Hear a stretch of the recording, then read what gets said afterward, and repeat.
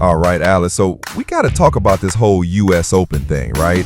I mean, it's just a man who has been accused of sexual assault, like at the U.S. Open. None other than, the guy I'll just refer to as Kanks for the rest of this episode, just out of spite. He got invited to go back. And honestly, it caused such a mess. I mean, the event had to start, 30 minutes late? It was just a complete shit show for everyone trying to get into Arthur Ashe Stadium. Oh, Mike, I saw some of the initial reports and it just sounded like absolute chaos. So wait, he was invited back to the U.S. Open after these serious accusations? That doesn't even make sense to me. And then he just shows up and everything gets delayed?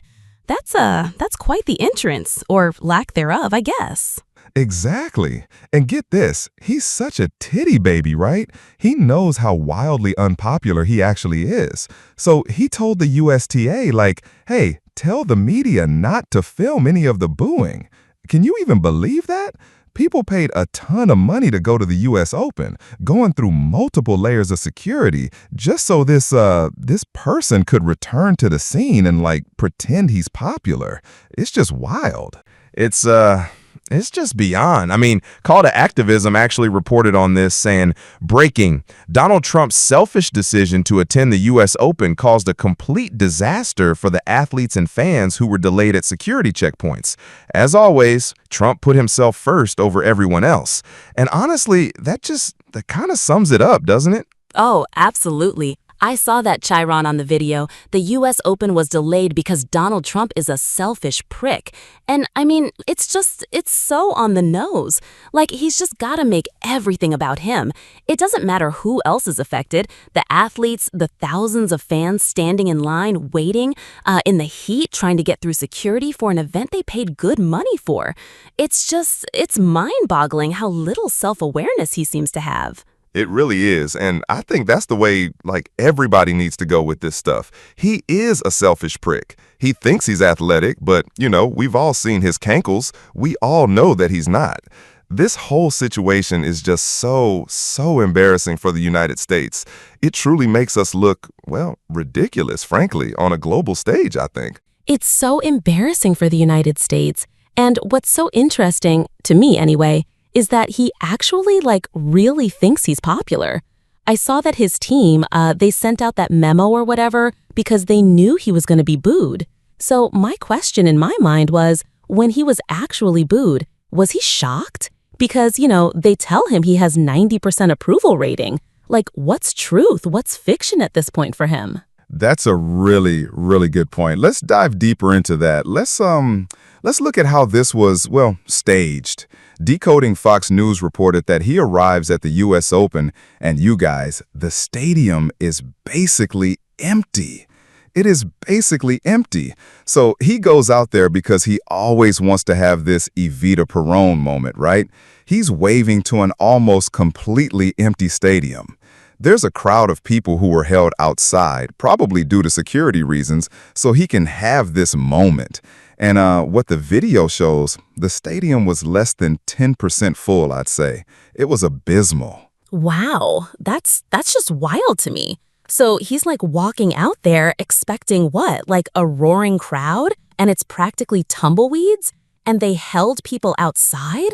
That's not just optics, that's active manipulation, isn't it? It's just another layer of this whole charade. It is, absolutely, and it continues. Look, these seats are completely empty, and this is the audio from Fox News where I think, and this is just my opinion, but I really believe it, they're putting in the cheers. Because I've been to Arthur Ashe Stadium multiple times, and you guys, that is abysmally seated. So this is when he does his big debut, but I want to show you how Fox covered it. Notice there's no wide angle in the next video. It's just zoomed in to give the appearance that this guy is actually popular and somehow got a standing ovation. Unbelievable. So they're literally manufacturing popular support. That's so transparent and frankly insulting to anyone with two brain cells to rub together.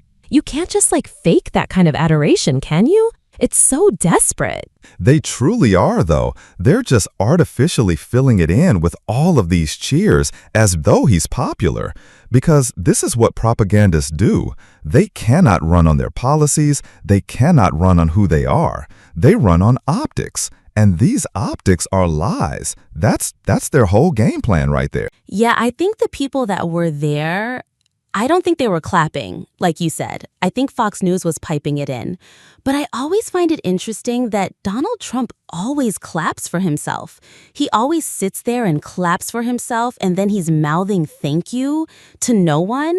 It's like, who does he think he's talking to? He's literally standing there like a nut. And they've had to stage this whole thing because this man requires so much coddling because he has the most toxic, insecure ego on the planet. I mean, and you can tell now, there are some nuts in the United States, obviously, that see him and they cheer for him. And these are the bigots. These are the racists. These are the people that have no problem going to eat at Mexican restaurants. These are the people have no problems watching college football all day, every day, and then don't give a shit about people of color. So, of course, some of these people go to the tennis tournament. Right, but he's so disconnected from reality that I really have to wonder if he even processes that he's being booed. It's like, does it even compute, or does he just hear the cheers his team told him he'd hear? Exactly. He really does. You can tell he's clearly getting majority booed. But of course, there are some cheers in there. I mean, just to be honest,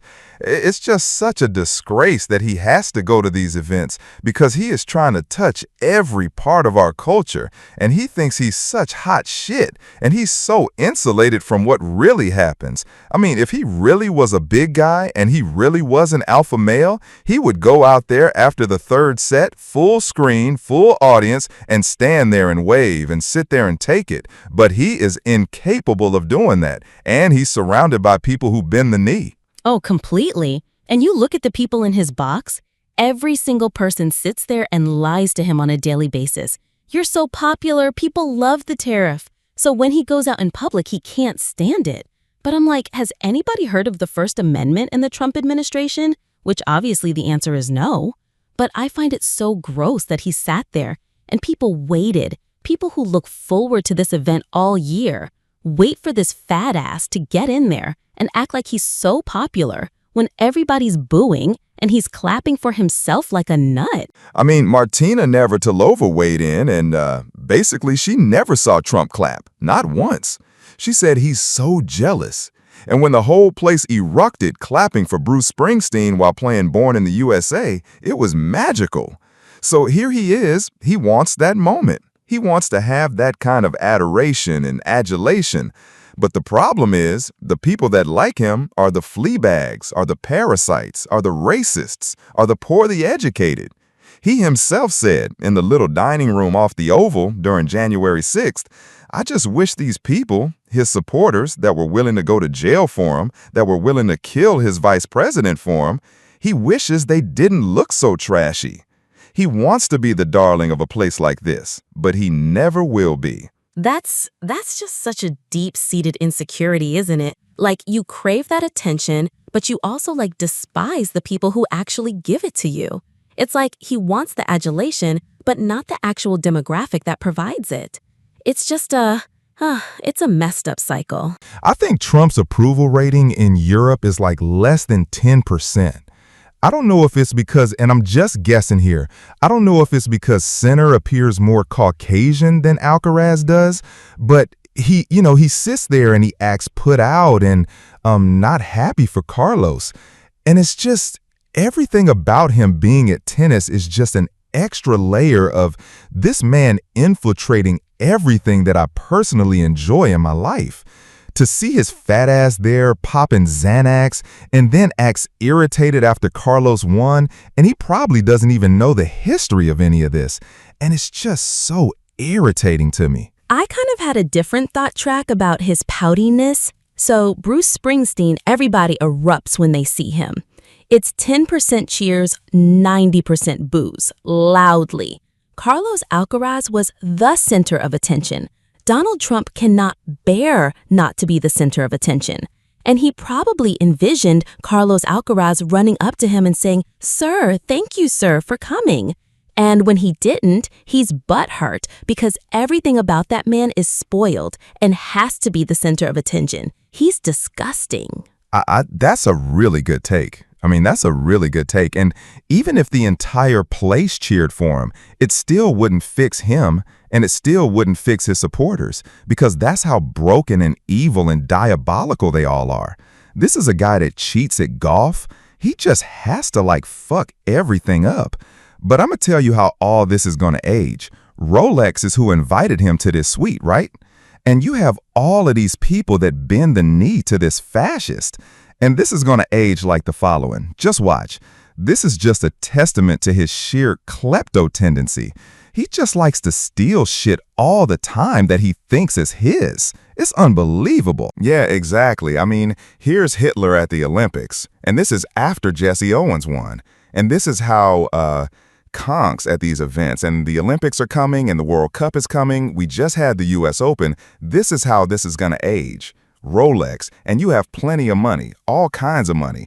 And at the end of the day, it's so heartbreaking that very few people in positions of power stand up to this guy, that every chance they can get, they bend over and kiss that guy's ass, that you're going to give up all of your integrity and conviction for that guy, a guy that was accused of assaulting 2 women at the US Open in the past. It's truly a sad state of affairs, isn't it? You have to wonder, where does it stop? Where is the line? And people keep moving the line back further and further. It's truly sickening to watch. And the comparisons, while, some might find them extreme, are increasingly hard to ignore, especially when you consider the playbook he's running. It's a miracle Carlos was even able to take the trophy home, because this guy's such a klepto and he likes to steal shit all the time that he thinks is his. But anyway, the larger point of this whole episode is to show how authoritarians have to use optics. He doesn't have the alpha male DNA to stand on a balcony and take it like a man. He doesn't have that in him. And he's surrounded by liars and fake Christians who weaponize their faith, and these people are Nazi fascists, period. It really is just a classic example of him demanding attention and validation, even when it's clearly not deserved or genuinely given. The lengths people go to prop up this image, it's just exhausting to witness. Absolutely. It speaks volumes about the fragility of his ego and the desperate need for control over narratives, no matter how false. It's a sad commentary on how easily some are swayed and how others are willing to compromise their own integrity for the sake of an illusion. And it really brings us back to that core issue of optics over substance. They can't win on policy, so they try to win on a fabricated image of popularity. It's a dangerous game, and one that ultimately undermines genuine discourse. Precisely. And on that note, we've covered quite a bit today, Alice. It's always a pleasure to unpack these topics with you. All right, thanks for joining us. And remember to continue to support our channel. We will see you